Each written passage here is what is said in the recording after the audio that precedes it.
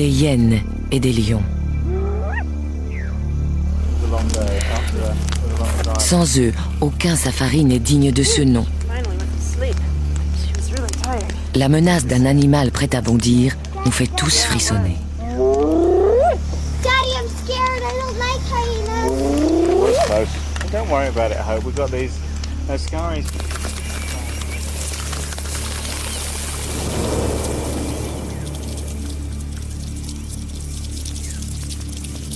Une communauté impitoyable, programmée pour l'attaque. Yeah, moi c'est bon.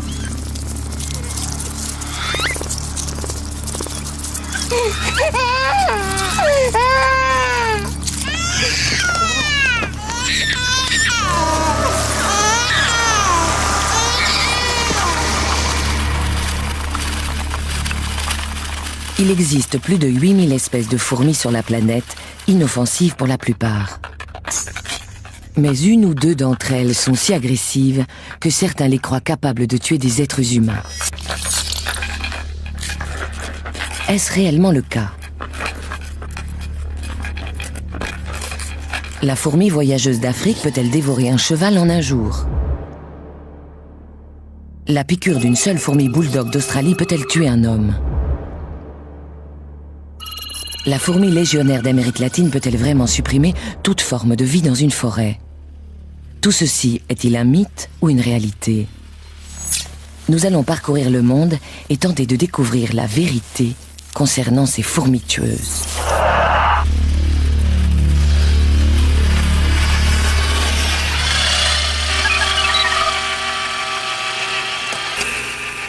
Voici Landcam, la caméra à fourmis conçue pour s'infiltrer là où nul autre objectif n'est encore allé explorer. C'est notre seule chance d'approcher sans risque ces insectes minuscules et d'obtenir des images inédites.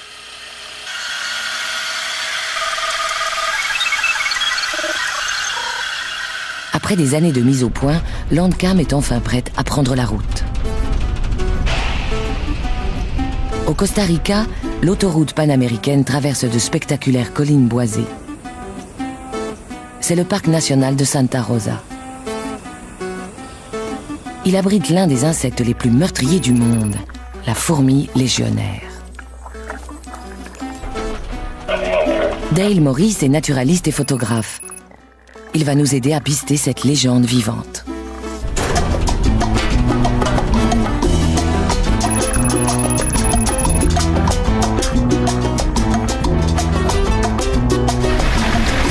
C'est vraiment un environnement à fourmis, non?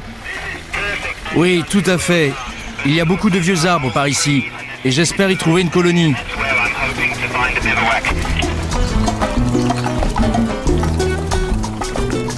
C'est chose faite.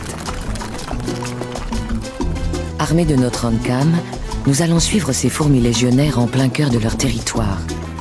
Si l'on en croit les films d'horreur, elles détruisent tout sur leur passage.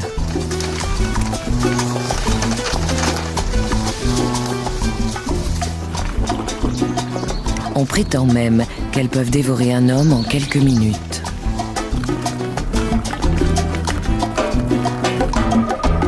La colonie composée d'1 million d'individus est installée dans ce tronc d'arbre. Comment va se passer la première rencontre avec Landcam? Sera-t-elle attaquée ou réussira-t-elle à les amadouer?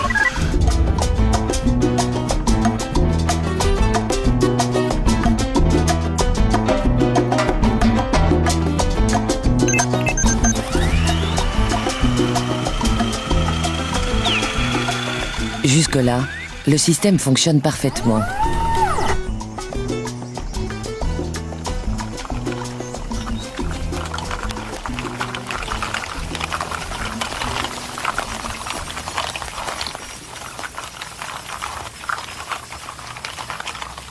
En découvrant le nid, on a l'impression de pénétrer dans un autre monde, les structures principales n'étant composées que de fourmis.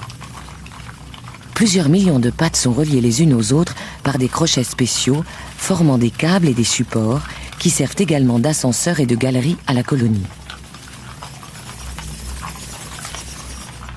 À mesure que Landcam s'enfonce dans le nid, le spectacle devient encore plus déroutant. Chez les fourmis légionnaires, la division du travail atteint des proportions incroyables. Il y a des sentinelles, des ménagères, des fantassins et des nourrices, tous issus d'une même reine. Elles sont motivées par un but commun, nourrir et protéger les centaines de milliers de cocons abritant chacun un bébé fourmi. À part la reine, elles sont armées chacune d'un ovipositeur modifié en aiguillon. Et dans la forêt, tout le monde le sait, tous ceux en tout cas qui sont nés ici.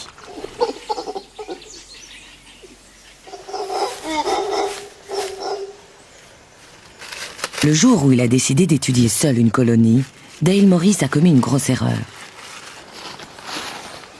Il pensait s'être équipé en conséquence, mais il avait omis un détail. Sa combinaison était prévue pour résister aux abeilles. Or, il allait observer des fourmis.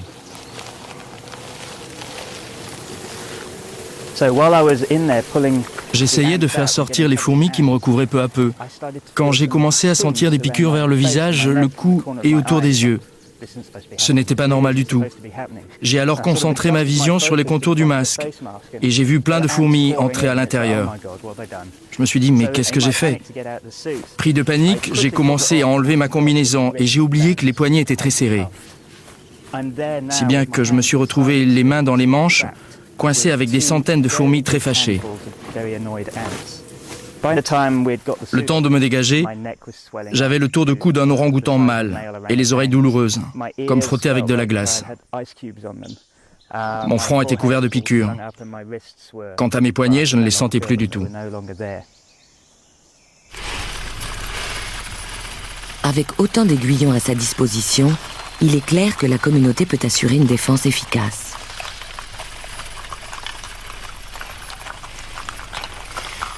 Avant toute chose, la colonie doit pourvoir à son approvisionnement en nourriture. Quel est alors son plan d'attaque?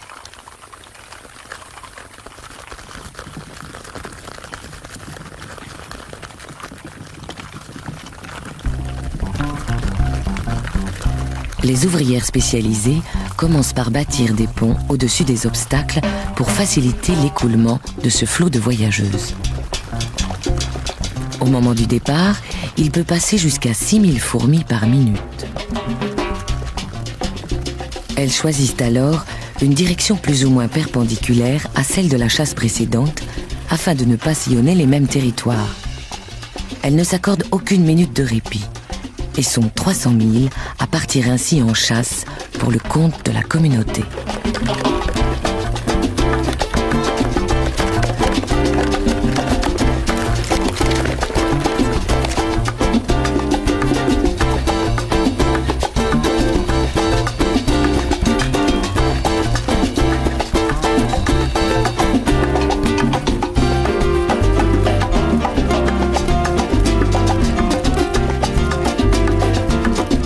L'armée en marche s'organise comme un arbre composé d'un tronc principal qui se divise en branches de plus en plus fines.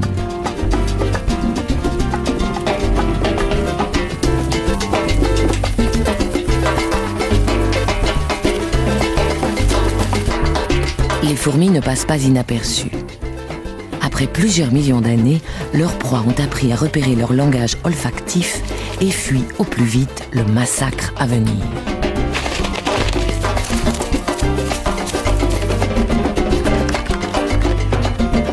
Pour ceux qui peuvent courir, c'est le moment ou jamais. Mais la troupe opère des changements soudains de direction. D'abord à gauche, puis à droite.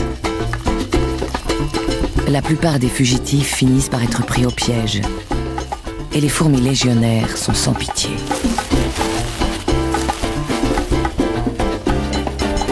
Un scorpion reçoit plusieurs centaines de doses de venin. Quelques secondes plus tard, il est submergé. Les fourmis peuvent ainsi immobiliser des adversaires qui font plusieurs centaines de fois leur taille. Voilà pourquoi certains se demandent si les êtres humains ne figurent pas eux aussi au menu des fourmis légionnaires. Cependant, les tortues semblent facilement distancer leur avant-garde.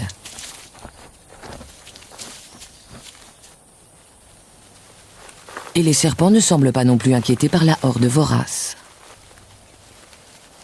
La raison en est simple. Si les fourmis démembrent aussitôt les plus petites de leurs victimes en les mordant et en les piquant, elles peinent déjà à traverser le cuir épais de proies telles que les scorpions.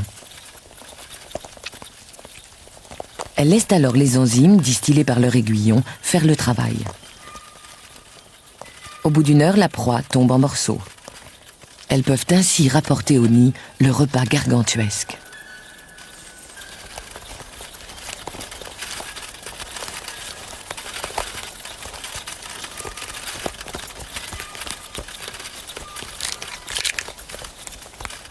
La plupart des fantassins font également office de porteurs. Leurs mandibules sont conçues pour transporter et non pour couper. Comme dans toute armée, le commandement est réparti. Chacun des porteurs assume un rôle de chef et recrute de l'aide pour traîner le gibier jusqu'à la fourmilière. Dans l'ensemble, cependant, le commandement et le système de contrôle restent mystérieux. Les fourmis transmettent et captent des messages chimiques très complexes. Mais cet alphabet n'a été que partiellement décrypté.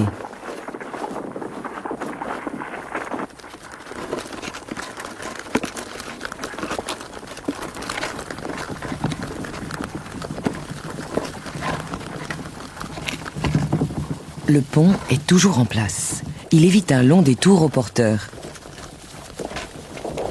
Le butin quotidien peut compter jusqu'à 50 000 insectes, araignées et scorpions.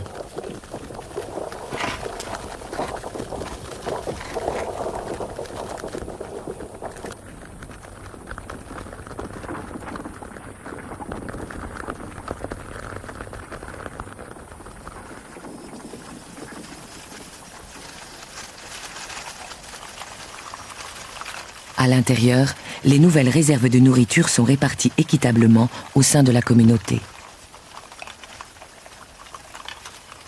Le million de fourmis semble alors former une entité, un seul et même organisme. Les ménagères et les nourrices arpentent la fourmilière pour satisfaire les besoins de chacun. Tous les membres de la colonie n'ont qu'à demander de la nourriture pour en obtenir.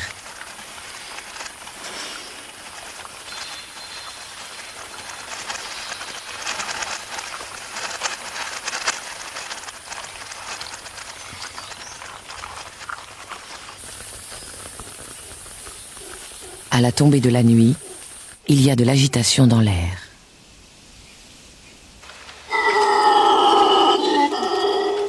Ce n'est pas un soir comme les autres.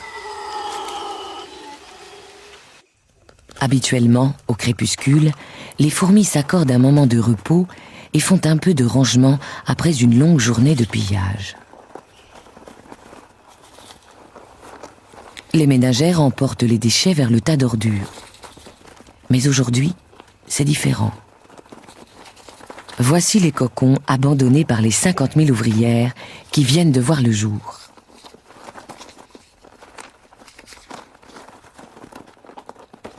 Ce soir, les fourmis vont nous offrir un spectacle unique.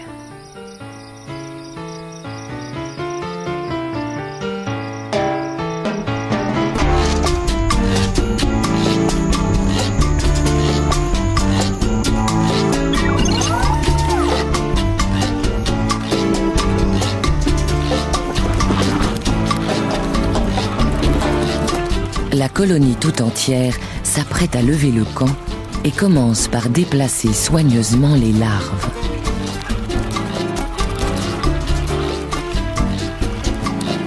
Dehors, les grands soldats coordonnent la manœuvre. Ils n'ont que quelques heures pour évacuer l'ensemble de leurs troupes. Comment la décision a-t-elle été prise? La reine gouverne-t-elle en monarque absolu ou les ouvrières ont-elles exprimé un vote chimique? Quoi qu'il en soit, personne ne proteste. C'est l'une des merveilles du monde naturel. La migration massive d'1 million de fourmis en une seule soirée.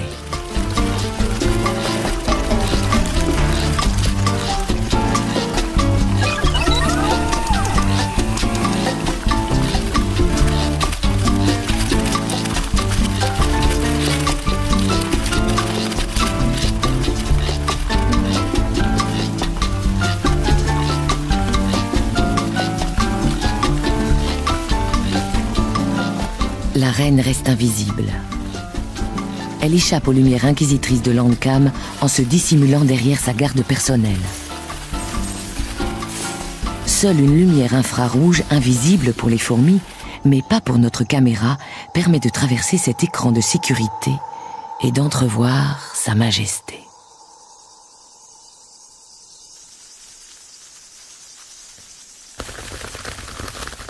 Un bref aperçu de la reine avant qu'elle ne se lance dans une course de 200 mètres jusqu'à la sécurité de sa nouvelle demeure.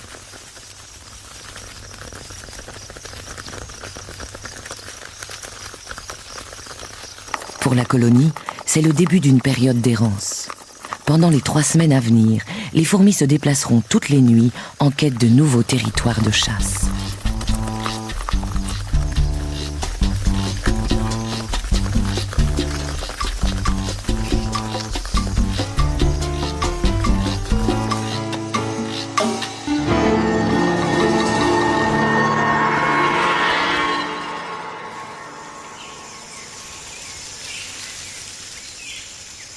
À l'aube, la troupe est déjà en route. Il n'y a pas de temps à perdre. Les nouveau-nés ont faim. Bientôt, les fourmis arrivent à l'entrée du centre de recherche de la forêt tropicale de Santa Rosa. Quel genre de nourriture espèrent-elles trouver ici? Et quelles sortes d'offensives peuvent-elles mener contre les humains? Elles font d'abord le tour de leurs victimes habituelles, dont certaines se réfugient dans des lieux insolites.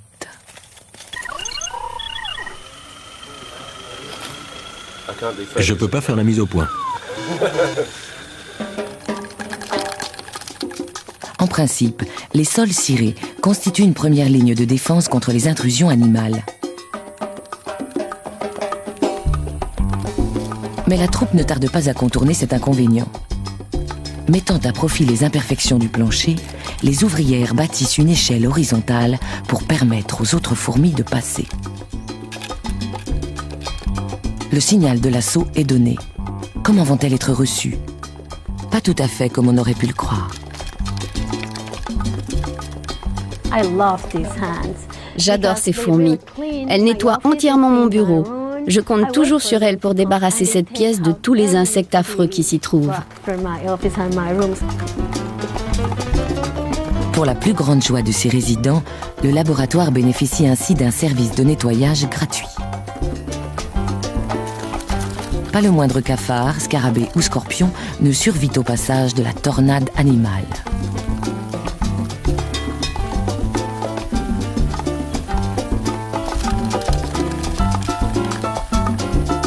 Et qu'en pensent les gens qui vivent en dehors du parc? Comment les fermiers et les éleveurs costaricains accueillent-ils la visite surprise d'1 million de fourmis?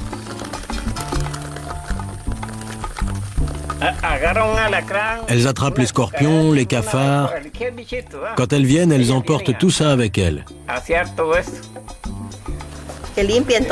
Qu'elles nous débarrassent des insectes, des scorpions, des souris, de tout. Dans la forêt, les fourmis légionnaires sont sans doute les tueurs les plus féroces et les plus efficaces.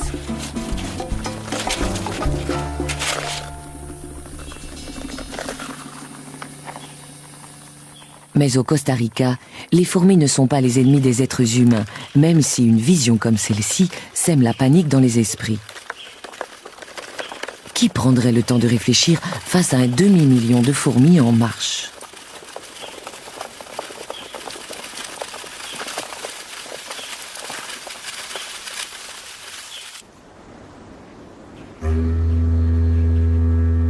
De l'autre côté de la planète, au sud de l'Australie, sur l'île de Tasmanie, vivent des fourmis qui n'ont rien de sympathique.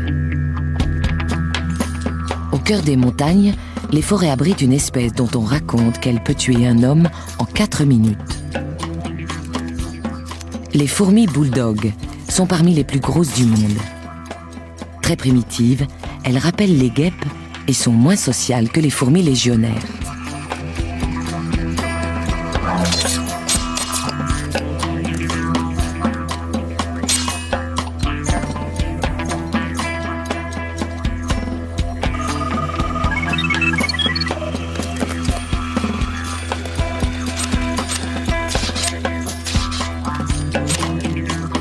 Les fourmis bulldogs sont grandes, voire gigantesques, et leur comportement est parfois carrément menaçant. Elles sont équipées d'un aiguillon particulièrement redoutable dont elles n'hésitent pas à faire usage. Bizarrement, la plus terrible des fourmis bulldogs est aussi la plus petite.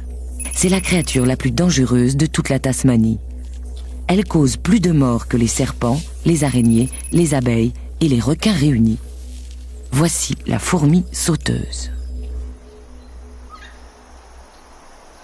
Les fourmis sauteuses vivent en petites colonies de quelques centaines d'individus. Dans les forêts de Tasmanie, elles transportent des pierres pour recouvrir leur nid. Ces cailloux absorbent la chaleur du soleil et protègent ainsi les chambres de couvée de la fraîcheur de la nuit.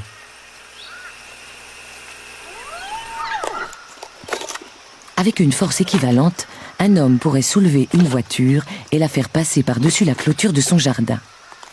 Mais aujourd'hui, un nouvel habitat encore mieux adapté à leurs besoins s'offre aux fourmis. La banlieue. Tout autour de Hobart, les humains ont créé un parfait mélange de soleil et d'ombre au sein duquel elles semblent prospérer.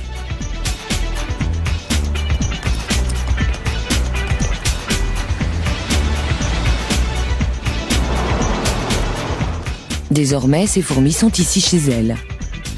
Mais l'accueil du voisinage n'est pas franchement cordial.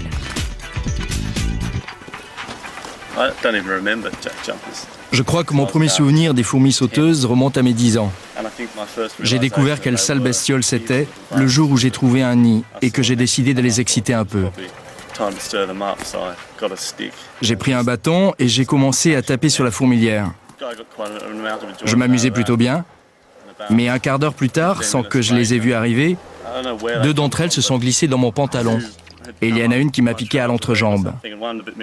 Et j'ai compris que j'étais mal parti.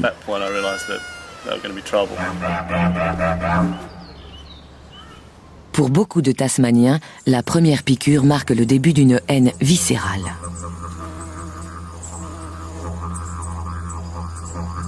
La terre fraîchement retournée de ce jardin est bien meuble. En quelques jours, les fourmis sauteuses peuvent y creuser des galeries.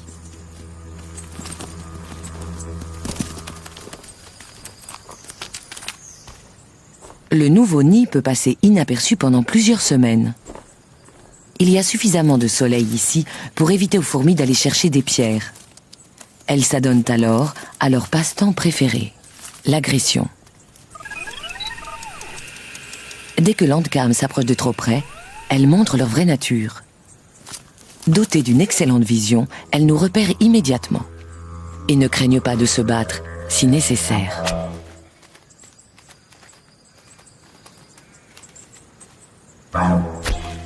Les fourmis sauteuses sont nerveuses et pas vraiment partageuses.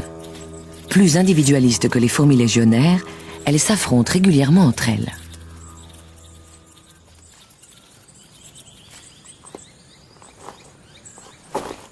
Ces combats singuliers ont pour enjeu la domination du nid. Les autres n'interviennent pas.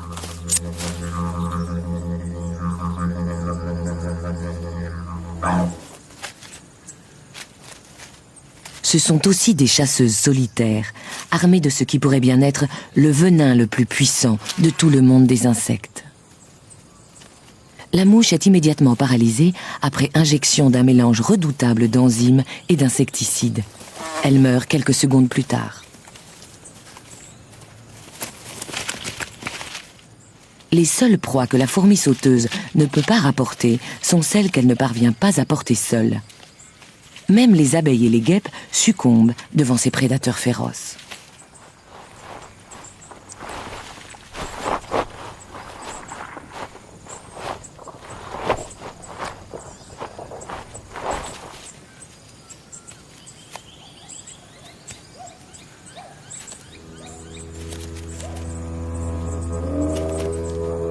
Ce sont de vraies guerrières.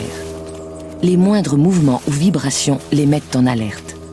Et bien souvent, nous en faisons les frais.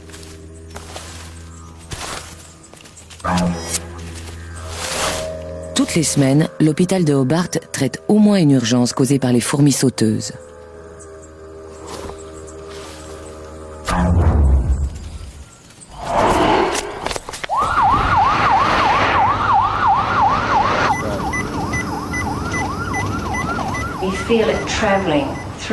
On sent le venin voyager dans le corps et ça devient chaud, comme si un liquide brûlant courait dans vos veines. Très vite, le corps tout entier cesse de fonctionner, en à peine quelques minutes. On sent la vie s'échapper, c'est vraiment terrifiant. Cette fois-ci, elle s'en sort bien. Une injection d'adrénaline la ramène à la vie. La dernière fois, il s'est passé 7 minutes entre le moment où on a appelé l'ambulance et le moment où elle est arrivée. On ne sentait déjà plus mon pouls, ni aucune des fonctions vitales. Le docteur Simon Brown est spécialisé dans le traitement des chocs anaphylactiques, les réactions allergiques graves. Environ 1% de la population présente des antécédents de réactions graves, exigeant un traitement à l'adrénaline. Ça fait 4000 personnes susceptibles de mourir en cas de piqûre. Le chercheur tente de mettre au point une solution ingénieuse à cette menace. Il commence par aller chercher quelques spécimens de ces terreurs miniatures en prenant soin de ne pas se faire piquer. C'est leur venin dont il a besoin. Utilisé à dose homéopathique, il peut peut-être servir d'antidote.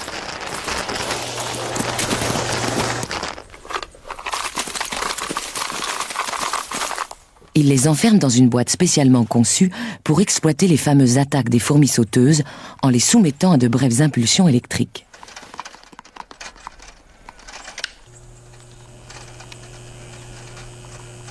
Dès que le courant traverse les fils conducteurs, elles s'énervent et piquent la surface du verre.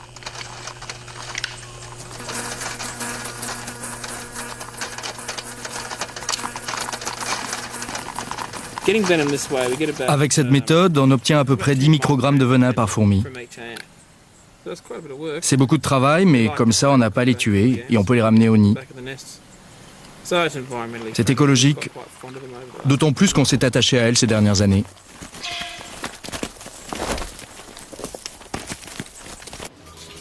Lors du protocole médical, le Dr Brown administre un antidote à base de venin à la moitié des patients. S'il est efficace, ils réagiront à peine à la prochaine piqûre. Les autres reçoivent un placebo, une injection neutre destinée à leur faire croire qu'ils ont été vaccinés. Pour les différencier, on utilise ensuite l'épreuve de l'aiguillon, un test en double aveugle standard. Le Dr Brown lui-même ne sait pas qui a reçu le vrai vaccin. Pour quelqu'un qui a grandi avec une peur mortelle de ces fourmis, c'est une véritable épreuve. C'est parti.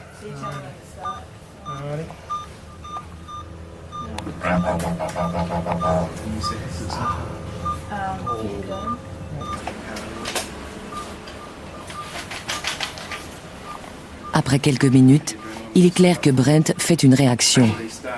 Il a dû recevoir le placebo. Greg va bien, son rythme cardiaque est normal.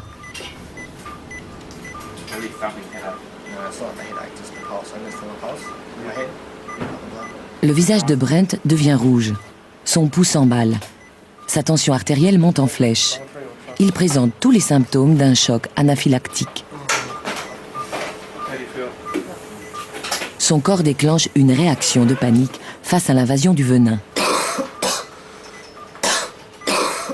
Sans adrénaline, il pourrait mourir en quelques minutes d'une crise cardiaque ou de suffocation, car l'air ne passe plus dans ses voies respiratoires.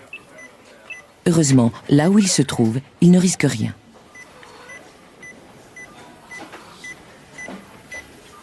La bonne nouvelle, c'est que le traitement du Dr Brown est efficace. Aucun des patients vaccinés au venin n'ont réagi à la piqûre. Brent n'aura plus jamais à vivre pareille expérience.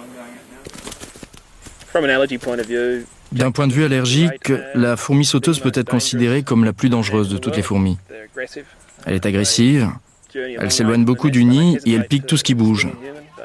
Si elle était aussi répandue dans le reste du monde, Des centaines de milliers de gens vivraient sans doute avec la peur quotidienne d'être piqués et d'en mourir.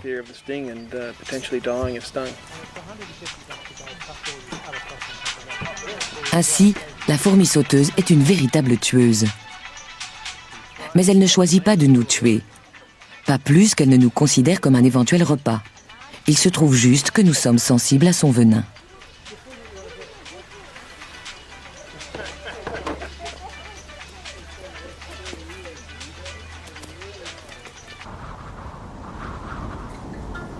De l'autre côté des mers, en Afrique orientale, vit une fourmi vraiment terrifiante et qui pourrait bien ne voir en nous qu'une réserve de chair fraîche.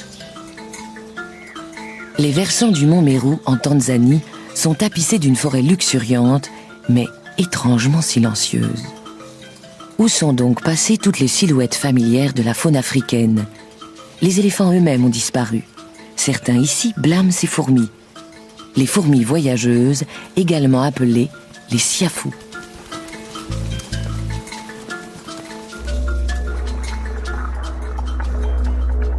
On raconte qu'elles peuvent dévorer un cheval en une seule journée. Récemment, on leur a reproché la disparition mystérieuse d'un touriste au Congo. Alors, sont-elles vraiment mortelles ?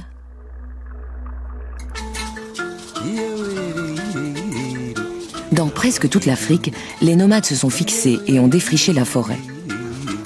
Sur le mont Meru, les Maasai cultivent désormais des bananes, du maïs et des haricots pour nourrir leur famille. Ils vivent à l'écart de la faune locale, à une exception près, les siafous.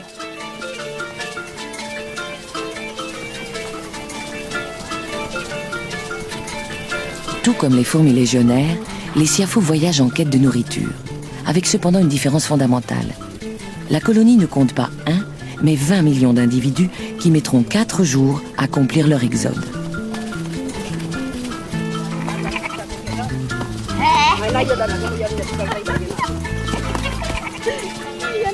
Les siafous inspirent sans aucun doute le respect et personne ne cherche à les déranger.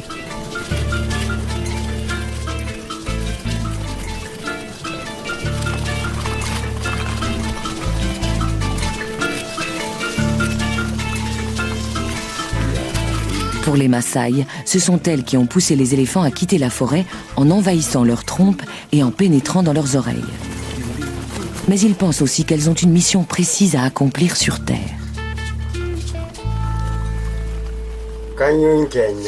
C'est Dieu qui a créé les siafous pour que cet endroit reste propre. Elles nous débarrassent des cadavres. Landcam en main, nous allons tenter de faire la part du mythe et de la réalité. Merde! Contrairement aux légionnaires, les siafous n'ont pas d'aiguillon. Mais leurs mandibules extraordinairement acérées tranchent à peu près n'importe quoi. Et dès que les grandes ouvrières ont découpé le cuir de leurs victimes, leurs petites sœurs peuvent attaquer la chair plus tendre. Je crois que je vais battre en retraite. Je m'avoue vaincu. Siafou 1, réalisateur 0. D'où l'utilité de Landcam. Elle ne connaît pas la douleur.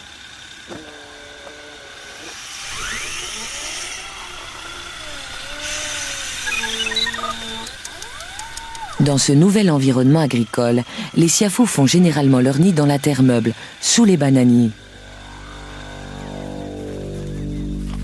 Les ouvrières ouvrent frénétiquement la voie au flot ininterrompu des nouvelles arrivantes.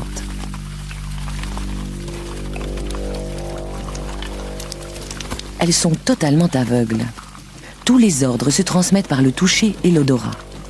Leurs corps sont couverts d'émetteurs et de capteurs chimiques. Dans cet univers obscur, elles creusent une fourmilière pouvant accueillir 20 millions de leurs sœurs.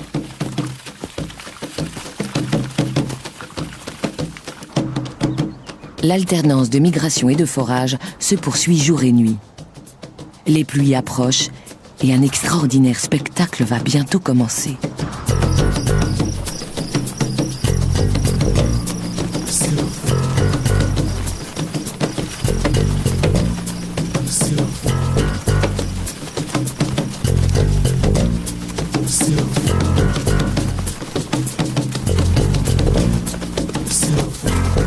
Non loin de la communauté, une étrange créature rôde, comme attirée par la colonne de fourmis.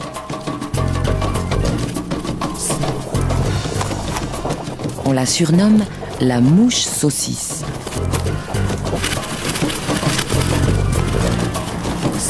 À peine croise-t-elle leur chemin qu'elle est attaquée par les fourmis.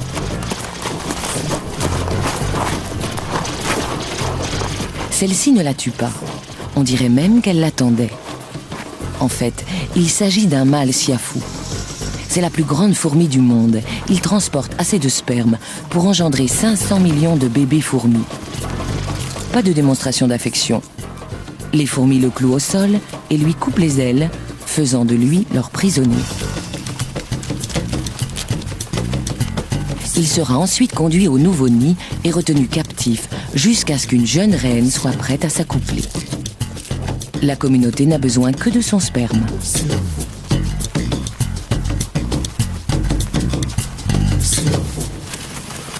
La colonne s'enfonce sous terre avant d'atteindre enfin le nid. Landcam braque ses lumières sur les sentinelles qui montent la garde contre les prédateurs souterrains.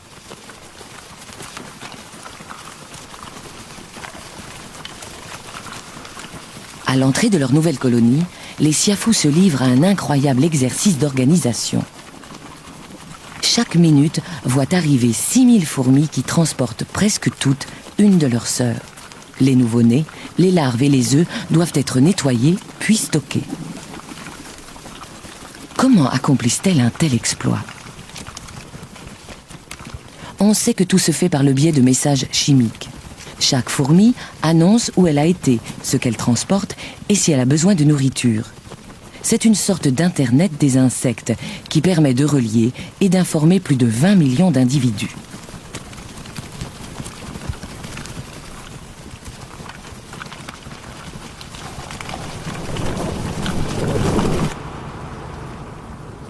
Dans ce gigantesque bunker souterrain, les siafous ont élevé l'organisation sociale au rang d'art. En formation serrée, les soldats créent une structure solide qui enveloppe l'apparent chaos intérieur. Ces millions de fourmis entassées génèrent suffisamment de chaleur pour élever la température du nid de 4 degrés, maintenant ainsi la couvée à son taux de croissance maximum. Mais ces 20 millions de bouches auront bientôt besoin d'être nourries. Il est temps pour l'infanterie de se remettre au travail. Les siafous passent la plus grande partie de l'année à sommeiller en menant une vie exclusivement souterraine. Mais avec l'arrivée des pluies, l'air se remplit d'insectes. Et c'est ce qui attire les fourmis à la surface. Les plus féroces prédateurs d'Afrique émergent alors par millions.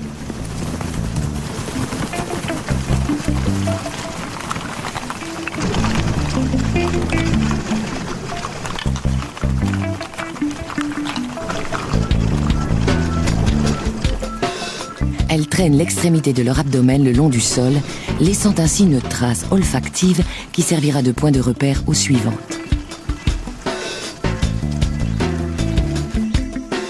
Elles se dirigent vers un champ de haricots. Pour tous ceux qui s'y trouvent, c'est l'apocalypse.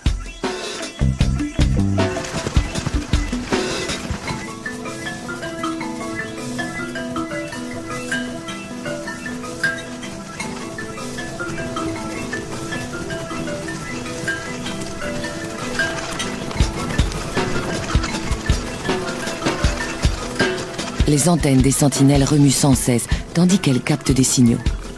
Elles sont attentives au moindre changement dans l'air, à la moindre menace. Regardez.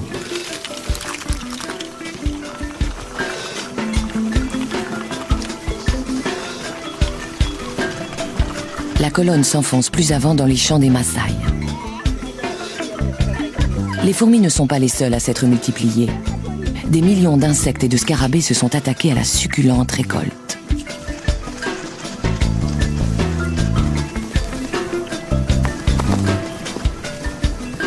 Cette fois, les siafous ne font aucun prisonnier. Avec une extraordinaire rapidité, elles appellent d'autres recrues sur le front.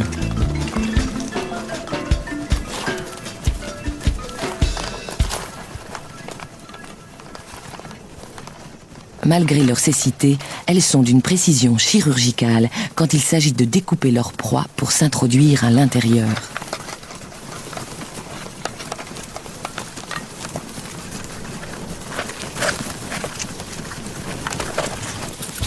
Même les chenilles armées de poils venimeux ne ralentissent pas la cadence des fourmis.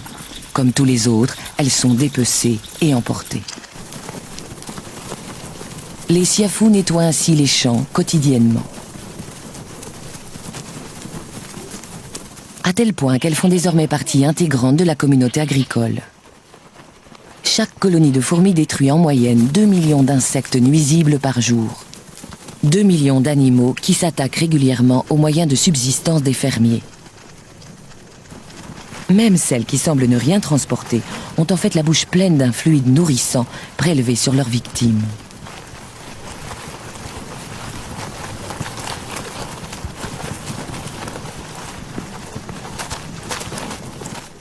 C'est une sorte de désinsectisation naturelle, et les fermiers Maasai mesurent parfaitement la valeur de leur intervention.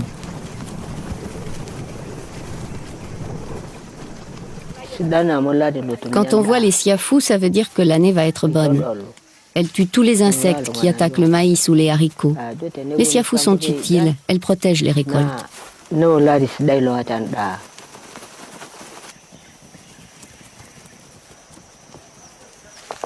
Tout ce qui est comestible et ne parvient pas à fuir est tué et dévoré. Les souris, les rats et les serpents sont tous au menu.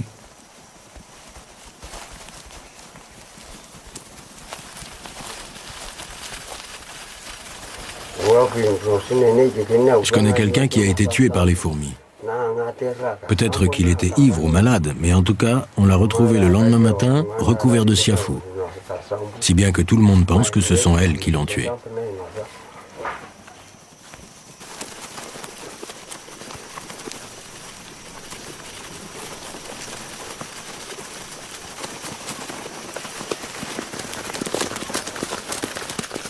Les siafous ont un goût prononcé pour la chair humaine, et leurs troupes sont innombrables. Doit-on pour autant en déduire qu'elles attaqueraient délibérément des hommes dans l'intention de les manger ? C'est une menace que les Maasai prennent très au sérieux. Ils font en sorte de toujours garder leurs bêtes hors de portée.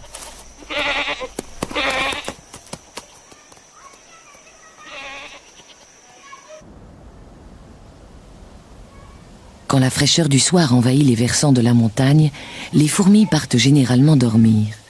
Mais si la nuit est chaude, elles continuent à chasser dans l'obscurité.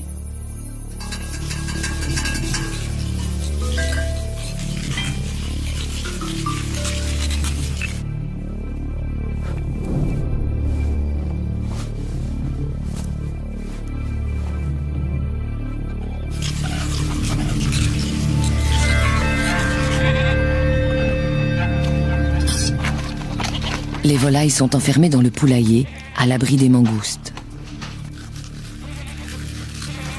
Quelques fourmis représentent un extra, riche en protéines. Le problème, c'est que pour chaque fourmi avalée, il en arrive 1 millier d'autres.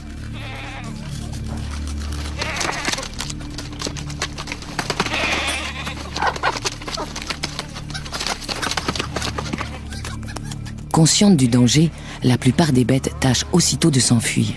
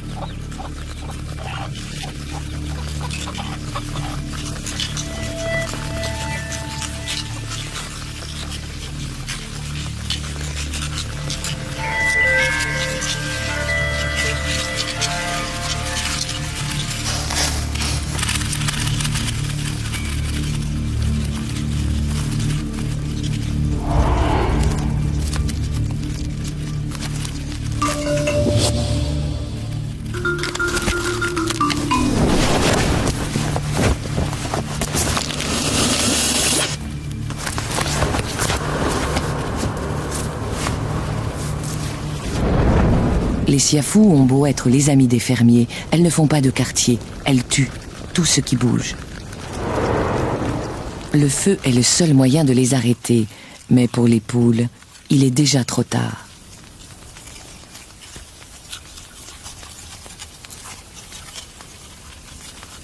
D'ici 24 heures, il ne restera que des becs et des os.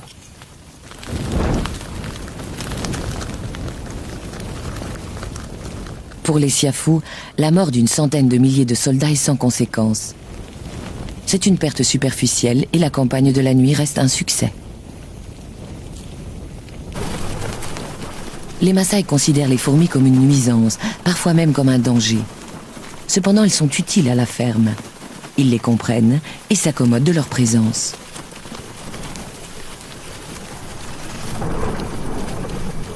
Mais pour les étrangers, la toute première rencontre avec les fourmis voyageuses est souvent problématique. Aujourd'hui encore, de terrifiants récits circulent. On était venu rendre visite aux Maasai avec des amis à nous. Ils vivaient dans la région et avaient amené leur bébé avec eux. L'enfant était fatigué, si bien que j'ai suggéré de le mettre au lit. Je leur ai montré la tente et je suis revenu près du feu, où j'ai continué à profiter de la soirée. Et puis tout d'un coup, le bébé s'est mis à hurler. On a couru à la tente. Il était couvert de siafous. C'était affreux. Je suis sûr que si on n'était pas arrivé, les fourmis auraient pu facilement le tuer.